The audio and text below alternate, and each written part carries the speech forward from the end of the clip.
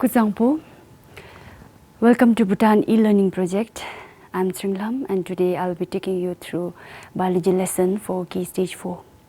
Okay, so in recent years, many of us became frenzy with this action, right? Making art with our own hands, trying to express our feelings to others. And then sometimes we even express like, I'll give you my heart. And then in the love expression, we put that our heart in the expression words, expression feelings. So do we mean that our heart is the center of feelings? The science says no. So what could be the function of our heart, the very important organ of our body? So it is important for human circulatory system. So today's lesson's topic, the topic of our lesson is on human circulatory system, where the heart plays a very important role. So heart, blood vessels and blood all together constitutes our circulatory system.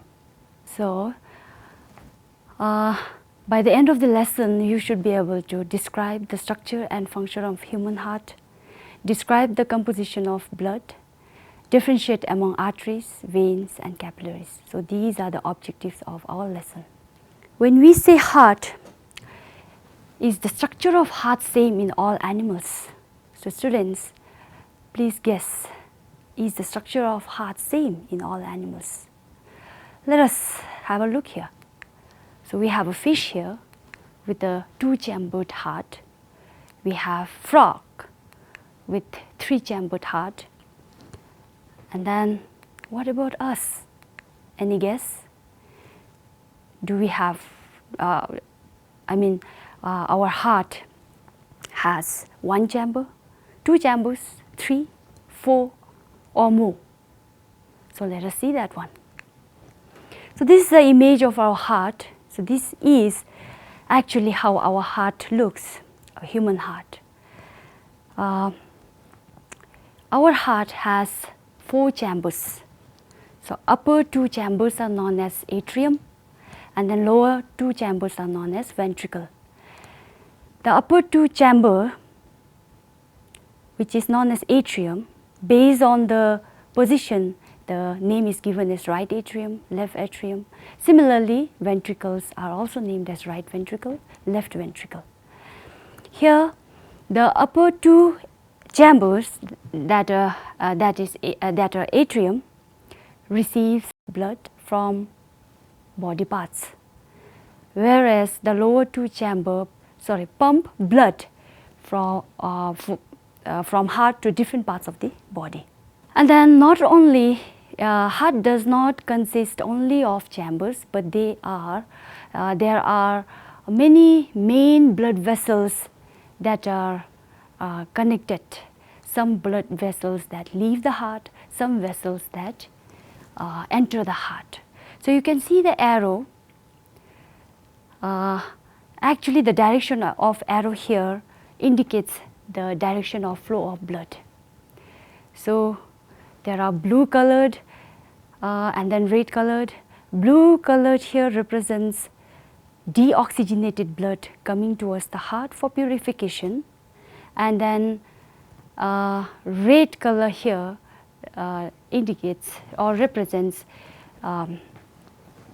oxygenated blood which move away from the heart to different parts of the body. Okay. So now, since we have learned that our heart is made up of four chambers, and then there are main vessels that are entering and leaving the heart, let us play a short game here.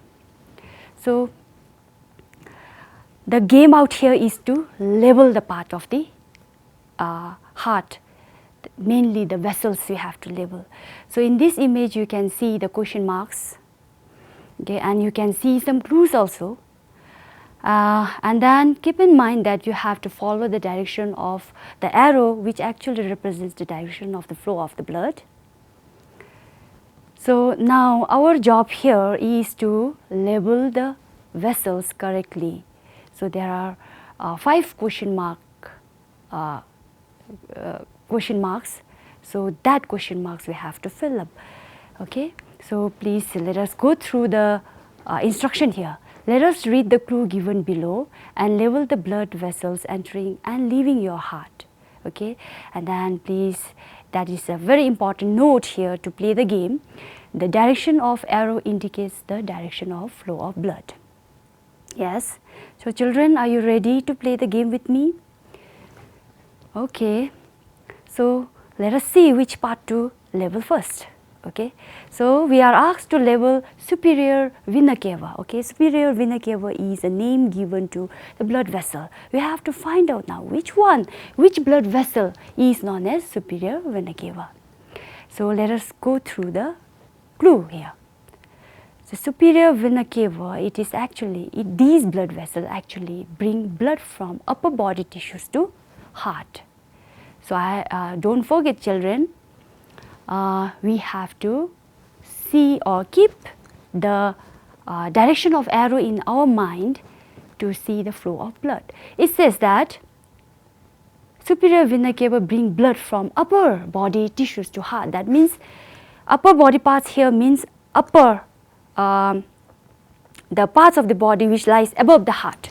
So it means our head, arms. Okay. So from there the blood is carried towards the heart. So which vessel reach that carry those, okay, the blood from our upper part of our body and then bring the blood to the heart. So please go ahead in labeling. Okay, I think the clue is enough here for you to label it correctly. Okay, let's go with the second one. It says inferior vena cava. Okay, the clue here is it brings blood from lower body parts to the heart. So just opposite to the superior vena cava, inferior vena cava bring blood from lower parts of our body, that is our leg, the abdominal part. Okay, so from there the blood is carried towards the heart. So which vessel is responsible in carrying the blood towards the heart? Okay, so you can see in the image and try to label it correctly. Then it is aorta. So aorta is the blood vessel that carry blood from heart to body tissues. So here it means from heart to body tissues. So please look into the diagram carefully and then label it correctly. Okay, I hope children you are with me. Let's see the next vessel. It is pulmonary artery. And then the clue given here is carry blood from heart to lungs. So it carry blood from heart towards the lungs. So which could be that vessel? Please label it in the image. Okay, lastly pulmonary vein. And the clue given under this is carry blood from lungs to heart. So it carries blood from lungs to heart. So which could be that? Okay children, I hope you have labeled it now. Okay, with the help of clue and with the help of the direction of flow of blood, I hope you by now you might have labeled the vessels.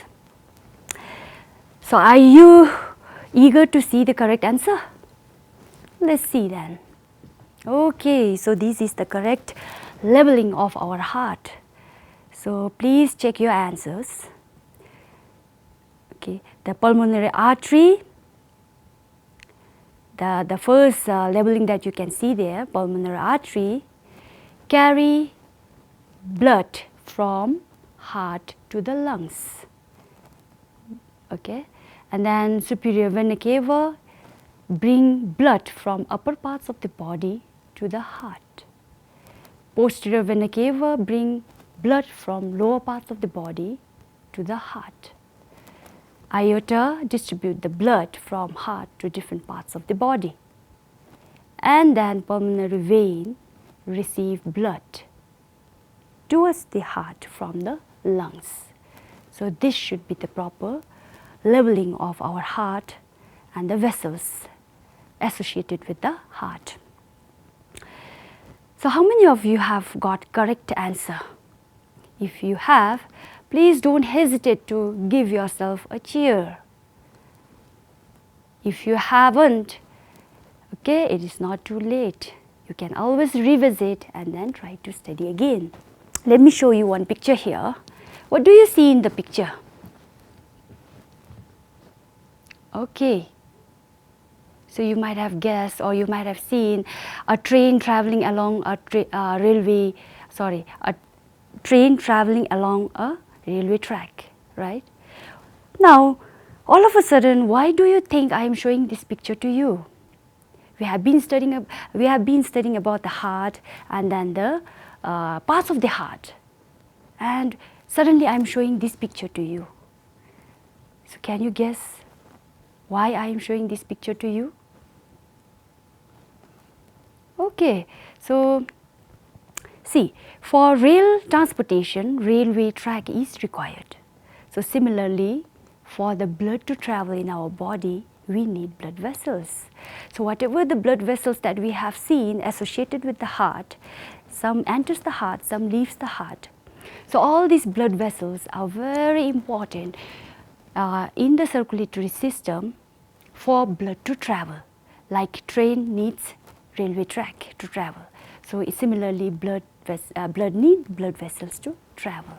Okay, so I hope by now you have understood why these blood vessels are very important when we study about circulatory system. Okay, so blood vessels are of different types. Actually, there are 3 types of blood vessels. So artery is one blood vessel, okay, one kind of blood vessel, and these artery carry oxygenated blood. The blood that flows through this artery are rich in oxygen. And then we have vein. These carry deoxygenated blood. Here the blue color does not mean that the blue color blood is flowing through this vessel. No, it means that this kind of blood has less oxygen. That means more carbon dioxide. Okay, and these arteries and veins, further they are divided into smaller fragile vessels, okay, blood vessels known as capillaries. So these capillaries are required to connect artery and vein, okay, and there will be exchange of blood taking place here. All right, so these are the 3 types of blood vessels. So if you try to see the transverse section of artery and vein, it looks like this. So TS of artery, see, you have narrow lumen, isn't it? This is because they have thick muscular tissues or wall, okay, and vein, they have wider lumen. That means they have thin muscular tissues or wall. So I hope by now you are able to differentiate between artery, vein and capillaries, right? Okay. Let me again show the same picture but in a different way here, okay. So like we said that for blood to travel we need blood vessels. So this is very much clear now.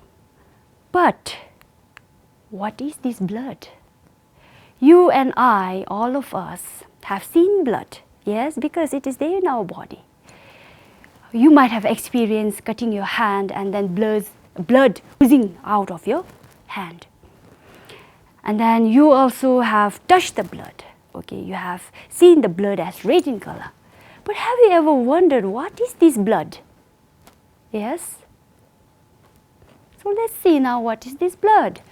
Blood is made up of these components: plasma, white blood cells and platelets, and red blood cells. Is it clear? Okay, so we shall see further. Blood has a liquid part and the solid part. The liquid part, which is yellow in color, it is known as plasma. And then the solid part, which is known as which has cells, okay. So they are known as blood corpuscles or blood cells. So blood corpuscles or blood cells, they are further divided or can be categorized into 3 different cells: red blood cells, white blood cells, and blood platelets. Okay. So let us talk about red blood cells. You and I, all of us have red blood. This is because of presence of red blood cell. This red blood cell, which is biconcave in nature, is very, very important for transportation of oxygen, because it has a special thing it has a special pigment known as hemoglobin, which is red in color. So hemoglobin is red pigment. That's why the cell appears red, and that's why our blood appears red. Okay. So red blood cells help in transportation of oxygen. Now next is white blood cells, which is very important for our body's immune system. These white blood cells are known as army of our body because it protects us from germs. White blood cells can protect us from disease causing germs. Okay? And then next is blood platelets. So these blood platelets plays a very important role in blood clotting. So you and I, whenever we have experienced cut on our hand or any part of the body, the blood does not lose continuously. We do not lose the blood continuously. Rather, after some time, it stops. This is because of blood coagulation, and blood platelets help in those processes. So let us talk about white blood corpuscles. White blood corpuscles, we commonly known as WBC, it is divided into it is categorized into again 2 types, okay? Granulocytes and agranulocyte. The granulocyte cells has granules in their cytoplasm, okay? Whereas agranulocyte does not have granules in their cytoplasm. So based on the presence and absence of granules in their cytoplasm, WBC are categorized as granulocyte and agranulocyte. Okay. So granulocyte again further divided as eosinophils, basophils, neutrophils based on the type of nucleus that they have. So in agranulocyte, again divided into 2, lymphocytes and monocytes. So these are the composition of bloods that you have to keep in mind. Okay, now let's have an overall look on the circulatory system of our body. Yes, so heart plays a very important role, as we have seen in the beginning how important this heart is in the circulatory system. Here it is placed at the center. Okay, so heart is a central part of the system, and then it distributes the red blood, that is oxygenated blood, to the different parts of the body, and it collects the deoxygenated blood, that is the blue blood, and then purifies it, okay, and then again it is distributed. So in this way the circulatory system is a cycle. So now for us to have more information or to know further on circulatory system, let's play a small video here. Your heart is a pump. It's a muscular organ about the size of your fist and is located slightly left of center in your chest. Your heart is divided into the right and left side. The division protects oxygen-rich blood from mixing with oxygen-poor blood. Together, your heart and blood vessels comprise your cardiovascular system, which circulates blood and oxygen around your body. In fact, your heart pumps about 5 quarts of blood every minute, and it beats about 100,000 times in one day. That's about 35 million times in a year. Oxygen-poor blood, blue blood, returns to the heart after circulating through your body.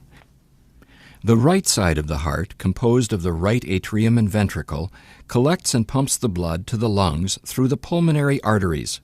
The lungs refresh the blood with a new supply of oxygen, making it turn red. Oxygen-rich blood, red blood, then enters the left side of the heart, composed of the left atrium and ventricle, and is pumped through the aorta to the body to supply tissues with oxygen. 4 valves within your heart keep your blood moving the right way.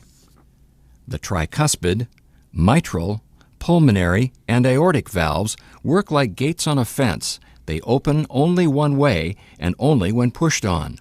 Each valve opens and closes once per heartbeat, or about once every second. A beating heart contracts and relaxes. Contraction is called systole, and relaxing is called diastole. During systole, your ventricles contract, forcing blood into the vessels going to your lungs and body, much like ketchup being forced out of a squeeze bottle. The right ventricle contracts a little bit before the left ventricle does. Your ventricles then relax during diastole and are filled with blood coming from the upper chambers, the left and right atria. Then the cycle starts over again. Your heart is nourished by blood too. Blood vessels called coronary arteries extend over the surface of your heart and branch into smaller capillaries. Here you can see just the network of blood vessels that feed your heart with oxygen-rich blood. Your heart also has electrical wiring, which keeps it beating. Electrical impulses begin high in the right atrium and travel through specialized pathways to the ventricles, delivering the signal to pump. The conduction system keeps your heart beating in a coordinated and normal rhythm, which in turn keeps blood circulating. The continuous exchange of oxygen-rich blood with oxygen-poor blood is what keeps you alive.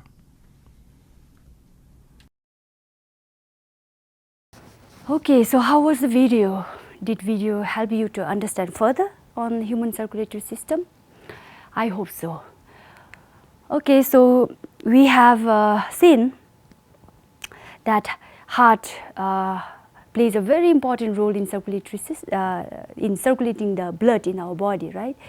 So, do you think that we have to keep our heart strong and healthy? Yes, of course, right? So, to keep our heart strong and healthy, we have to have healthy lifestyles. Okay, so we have to have the healthy habit of keeping our heart strong and healthy. So, you can see some of the activities or good practices or good habits that we can practice in our day-to-day life to keep our heart healthy, so that we can have a smooth blood flow in our body and smooth body functioning of our body. So here we can see okay, one by one. So what are those habits? So one, we can have regular exercise, morning exercise, evening exercise. By the way, how many of you are doing this exercise? Yes, if you are doing, or if you have the habit of have the habit of taking morning walk or jogging, then it is well and good. It's very good for your heart. And then, of course, to eat healthy food, right? Nutritious food. A balanced diet, and then drinking lots of water, and it is recommended for us to drink at least 2 liters of water per day. So how many of you are practicing these good habits? How many of you are drinking 2 liters of water per day? So this okay, if you are not having this, if you are not used to of these, please try to adopt some of these healthy lifestyles. All right. Then the next is having a good sleep. Okay, minimum of 8 hours are required. Doctor advises us to have to at least sleep for 8 hours. This is also good for heart. It is not advisable for us to take medicine unnecessarily. So avoid, as far as possible, avoid taking medicine unnecessarily. Okay. And then say no to smoke. Smoking is a very, very bad habit, and it is very bad for our heart. So please children, say no to smoke. Try to practice mind training, or try to focus your mind, okay, and then do meditation. So these are some of the, okay, despite there may be many good habits, so these are some of the habits that we can do at our level, all right, to have a strong and healthy heart. Remember these practices and try to adopt at least some of the good practices that you can see here. All right, so we have come towards the end of the lesson, and I want you to explore more on circulatory system, okay, human circulatory system, how the blood circulation in our body is important. Okay, so these are the questions that will guide you to explore more on the topic that we have seen in today's class. So what is the main function of our circulatory system?